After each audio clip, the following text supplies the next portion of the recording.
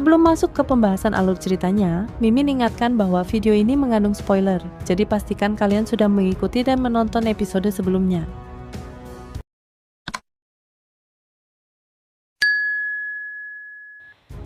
Shihao membuka mata, cahaya keemasan menyembur dari tubuhnya. Rasanya seperti kabut tebal tersibak, memperlihatkan langit malam yang disambar dua kilatan petir terang. Tubuh dan indranya kini menyatu sempurna dengan energi abadi. Ia merasa ringan dan gesit, seolah menjadi senjata kuno yang dipoles kembali, bebas dari karat dan noda. Ia berdiri menguji kekuatan. Sekejap, tubuhnya seperti menyatu dengan ruang hampa. Serangannya kini lebih cepat dan tajam, bukan hanya secara fisik, tetapi juga dari indera spiritualnya yang kian tajam. Apakah ini dewa surgawi? Gumamnya. Ia mulai memahami dan menyesuaikan diri. Meski kekuatannya meningkat, ia merasa lonjakan itu tidak sebesar biasanya. Ini berbeda dari peningkatan hebat yang ia alami di masa lalu. Penyebabnya jelas, belum ada kesengsaraan. Di jalur kuno ini, yang penting bukan hanya kekuatan, tetapi penyatuan dengan benih abadi, sebuah tahapan penting menuju puncak Dao. Shihao, seperti murid lain di lembaga dewa surgawi, menanti saat dibawa ke makam alam untuk memperoleh benih tersebut.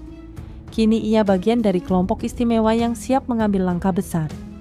Sementara itu, ia menyadari kelebihannya. Tubuhnya terasa lebih ringan, kewaspadaan meningkat, dan kendali atas 3 helai energi abadi menjadi total. Di atas kepalanya, 3 bunga Dao abadi berputar, namun hanya satu yang menampakkan sosok samar misterius. 2 lainnya masih kosong. Dengan tenang, ia kembali ke Gunung Giok Putih, mempelajari simbol-simbol Dao di sana. Kecepatan pemahamannya kini meningkat, semua terasa lebih mudah. Ketika keluar dari pengasingan, orang-orang yang semula memusuhinya kini tak berani gegabah. Ia telah membuktikan kemampuannya, bahkan menangkap Wangxi dalam pertempuran besar, dan merebut fragmen pil abadi. Putri Yao, Yue datang menyapa dengan senyum menawan. Ia bahkan bercanda akan menerima Shihao, bahkan jika membawa Wangxi sebagai hadiah. Semua terdiam, jelas itu sindiran keras untuk keluarga Wang. Shihao tertawa ringan. Tak lama, Qingyi mendekat, namun menghindar saat ia hendak menggenggam tangannya. Lalu muncul Yue Chan dengan gaun putih panjang, langkah anggun seperti peri dunia lain. "Hei, gadis kecil, sudah lama," sapa Shihao santai. Para murid lain tercengang. Seorang makhluk muda tertinggi seharusnya tak bersikap seenaknya. Namun itulah Shihao, nyata, kuat, dan di luar batas biasa. Julukan gadis kecil dari Shihao membuat wajah tenang Yue Chan langsung berubah kaku. Ia kesal bukan main, ingin langsung menampar pria itu, tapi sadar diri, jika tidak bergabung dengan Qingyi, dia bukan tandingan Shihao. Di tempat lain, mereka pasti sudah saling menyerang. Untungnya ini adalah institusi Dewa Surgawi. Mereka harus menjaga sikap. "Pri Yue Chan, apa kau merindukanku?" Canda Shihao, nada suaranya mengandung sindiran. Hubungan mereka memang selalu penuh ketegangan sejak lama. Dia sebenarnya punya rencana untuk menyatukan Qingyi dan Yue Chan. Tapi setelah memahami lebih dalam, justru terlihat bahwa Qingyi yang bisa saja tersingkir jika mereka benar-benar menyatu. Siapa yang mengendalikan siapa? Masih misteri. Orang-orang di sekitar memperhatikan tingkah Shihao yang santai. Sebagian menganggapnya konyol, bahkan ada yang bergumam kalau pria ini tampak tak layak menjadi makhluk agung. "Kau masih suka bercanda, Kakak Shi?" saut Yue Chan, mencoba meredam suasana. Namun, Shihao mendadak serius. Ia mengajukan tantangan secara resmi untuk bertukar jurus. Yue Chan pucat. Jika itu terjadi, dia jelas akan kalah telak. Dia pun langsung menolak mentah-mentah. Qingyi hanya tersenyum cerah melihat reaksi Yue Chan. Karena keduanya berbagi pikiran, Qingyi tahu persis betapa Yue Chan tertekan. Putri Yao Yue ikut menggoda, memuji kecantikan Yue Chan dan menyayangkan sikap Shihao yang terlalu keras. Tapi Shihao menjawab santai bahwa Yue Chan justru menjadi motivasinya untuk jadi kuat. Seorang murid lugu pun ikut meminta bimbingan dari Yue Chan, membuat semua orang tertawa geli melihat kepolosannya. Tak lama Lu Tuo, Wangxi, dan lainnya datang menyapa. Yue Chan segera bergabung dengan mereka, jelas lebih nyaman berdiri di antara kelompok kuat. Shihao memprovokasi Lu Tu. menantangnya bertarung ulang. Lu Tuo menyambut tantangan itu dengan percaya diri. Kemudian, Shi Hao menatap Wang Xi. Ia sangat tertarik dengan teknik Chaos Calming Art milik Wang Xi dan ingin bertukar jurus, bahkan menawarkan teknik surgawi sebagai imbalan. Tapi Wang Xi mengabaikannya. Teknik itu terlalu berharga dan berkaitan dengan sejarah besar dunia. Sementara itu, semua murid yang keluar dari pengasingan menunjukkan peningkatan besar. Namun tetap saja mayoritas tak berani melawan Shi Hao secara langsung. Tiba-tiba, sosok kuat muncul. 10 Raja Mahkota, musuh lama Shi Hao. Ia menawarkan pertarungan. Shi Hao pun menyambutnya dengan tenang. Namun, penatua keempat segera muncul, melarang duel saat ini, dan mengingatkan mereka agar menyimpan energi untuk menghadapi Akademi Suci dan Abadi nanti. Shi Hao akhirnya mengetahui nama asli 10 Raja Mahkota. Tianji, nama yang membuat banyak orang terkejut dan kagum karena sangat berani. Setelah itu, Shi Hao mengajak Qingyi kembali berkultivasi. Bersama, mereka memahami karakter kuno dengan sangat cepat. Shi Hao tanpa malu-malu menggenggam tangan Qingyi, membuat prosesnya lebih intim, dan tentu saja membuat Yue Chen kesal setengah mati. 3 bulan berlalu, mereka sukses memahami sejuta karakter dan boleh meninggalkan reruntuhan terlarang. Namun mereka tak boleh meninggalkan institusi, karena pelajaran penting segera dimulai.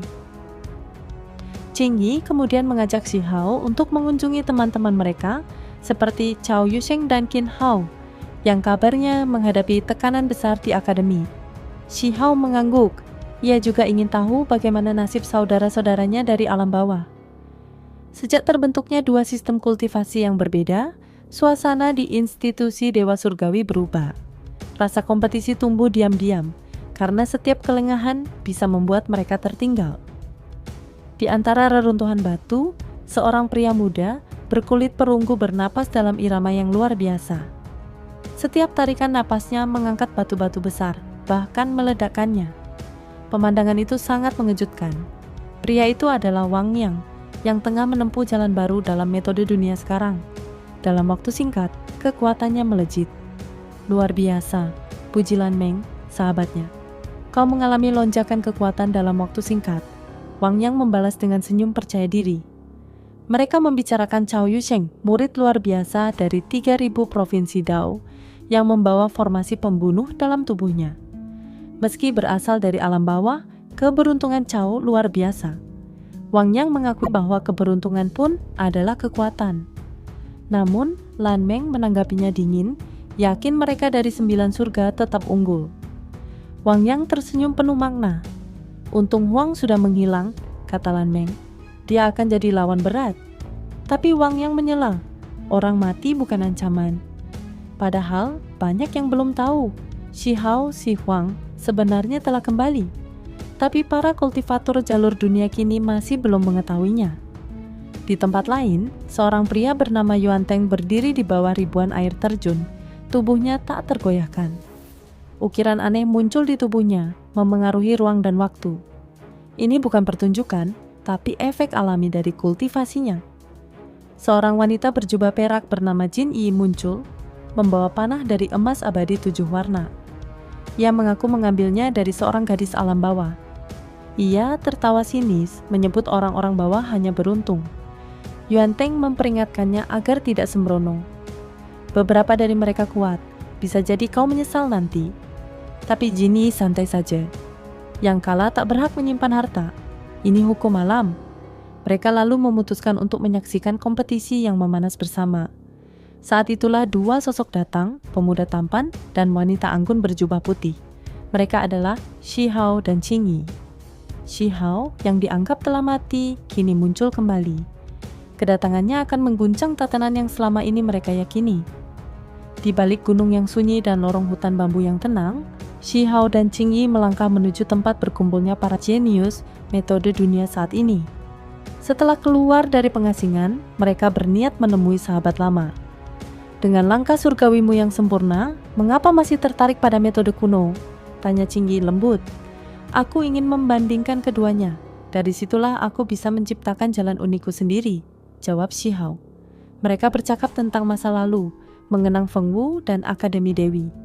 Qingyi menyebutkan kerinduannya dan Shi Hao mengingat pertarungannya dengan Feng Wu dulu yang justru menumbuhkan rasa saling menghormati di antara mereka. Namun, ketika mereka tiba di wilayah kultivator metode dunia saat ini, penjaga gunung sempat melarang mereka masuk karena keduanya dikenal mengolah metode abadi. Baru setelah Shi Hao menunjukkan kekuatan surgawinya, pintu terbuka. Di tengah perjalanan, mereka mendengar kabar buruk. Feng Wu terluka parah. Panah emas abadi miliknya dirampas oleh seseorang bernama Qingyi. Qingyi murka. Shi Hao tetap tenang, tapi sorot matanya menunjukkan bahwa dia tidak akan membiarkan hal ini begitu saja. Mereka akhirnya menemukan Feng Wu yang kini tampak pucat dan lemah, jauh dari sosoknya yang dulu memancarkan keindahan dan kekuatan. Namun semangatnya masih menyala. "Monster, kau masih hidup," serunya begitu melihat Shi Hao. Shi Hao memberinya setetes darah Phoenix untuk pemulihan. "Siapa yang melakukan ini?" tanya Qingyi. "Jinyi," katanya ingin bertukar petunjuk, tapi diam-diam menggunakan energi abadi, jawab Feng Wu geram. Tak lama, Jinyi muncul bersama sekelompok pengikut, memperlihatkan sikap congkak. Salah satu dari mereka menghina Shi Hao dan kawan-kawan. Shi Hao hanya meliriknya yang dingin, lalu satu kata keluar dari mulutnya, "Enyah." Seketika, kekuatan meledak. Udara bergetar hebat. Wanita arogan itu terpental jauh, menabrak tebing dan muntah darah. Semua yang melihatnya terdiam, terkejut oleh kekuatan yang tidak mereka duga akan muncul hari itu. Pertarungan itu berlangsung cepat namun brutal. Seorang wanita terlempar ke dinding batu, tubuhnya menghantam keras hingga menciptakan cekungan berbentuk tubuh. Darah mengalir dari mulut dan hidungnya. Ketika ia jatuh, wajahnya merah padam karena marah dan malu. Ia berteriak pada Jinyi, menyerukan agar pria itu membalas dendam padanya. Namun, Shi Hao hanya membalas dengan teriakan pendek, dan kali ini suaranya berubah menjadi gelombang riak perak yang nyata. Serangan suara itu menghantam wanita itu lagi, menghancurkan pertahanannya. Tubuhnya terbang menabrak bukit kecil, tulangnya patah di beberapa tempat. Ia jatuh seperti ikan mati, tak bisa pingsan, hanya mampu memandang Shi Hao dengan mata penuh kebencian dan ketakutan. Sementara itu Jinyi, wanita dengan pakaian perak dan aura arogan, muncul tanpa emosi. Saat melihat Feng Wu terbaring terluka parah, kenangan lama kembali. Jinyi dulu pernah melanggar kesepakatan dalam duel dan melukai Feng Wu secara kejam demi merebut panah emas abadi 7 warna. Ketika emosi memuncak, Shi Hao menenangkan mereka dan segera menolong Feng Wu. Ia meneteskan darah Phoenix ke mulutnya dan menggunakan kekuatan petir untuk merangsang pemulihan tubuh dan darahnya. Feng Wu perlahan pulih, tubuhnya diliputi cahaya seperti api Phoenix. Wajah pucatnya berubah cerah kembali. Namun, luka terparah Feng Wu bukan fisik, melainkan luka pada daunnya, fondasi spiritualnya. Jinyi telah menggunakan teknik licik untuk melukai inti kekuatannya. Melihat Shi Hao mampu menyembuhkan luka Dao, Jinyi akhirnya terkejut. Pemuda ini bukan orang biasa. Untuk menguji Shi Hao, Jinyi memanggil Qi Hong, seorang pendekar dari ras Singa Biru. Qi Hong menggunakan Lian Roar untuk mengganggu Shi Hao yang sedang mengobati Feng Wu. Namun, Shi Hao menciptakan penghalang cahaya pelindung dan tetap fokus pada pengobatan. Saat serangan berlanjut, Qi Hong berubah ke bentuk singa raksasa dan melepaskan teknik pamungkasnya, The Infer Needle, ribuan bulu yang tajam menyerang ke segala arah. Tapi Shi Hao melindungi diri dengan petir, membakar habis semua serangan itu. Lalu, dia menghunus pedang petir raksasa dan menebas tubuh Qi Hong hingga terbelah dua. Singa itu meraung pilu, tubuhnya menghancurkan pegunungan saat terlempar. Daging singa cocok untuk pemulihan, kata Shi Hao dingin, membuat semua orang menggigil.